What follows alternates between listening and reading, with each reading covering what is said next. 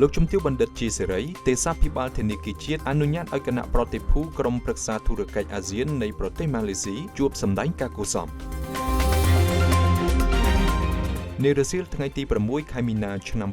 2025នៅទីស្នាក់ការធនាគារជាតិនៃកម្ពុជាអគារវត្តភ្នំលោកជំទាវបណ្ឌិតជាសេរីទេសាភិបាលធនាគារជាតិនៃកម្ពុជាបានអនុញ្ញាតឲ្យគណៈប្រតិភូក្រុមប្រឹក្សាធុរកិច្ចអាស៊ាននៃប្រទេសម៉ាឡេស៊ីដឹកនាំដោយលោក Thenri Nazi Oraza ប្រធានអាស៊ាន BSG ម៉ាឡេស៊ីចូលជួបសម្ដែងការគួរសមនិងពិភាក្សាការងារនៅក្នុងជំនួបនោះលោក Thenri Nazi Oraza បានជម្រាបជូនលោកជំទាវអំពីគំនិតផ្ដួចផ្ដើមនិងផែនការការងារមួយចំនួនរបស់ក្រុមប្រឹក្សាធុរកិច្ចអាស៊ាននៃប្រទេសម៉ាឡេស៊ីក្នុងពេលដែលប្រទេសម៉ាឡេស៊ីធ្វើជាប្រធានអាស៊ានឆ្នាំ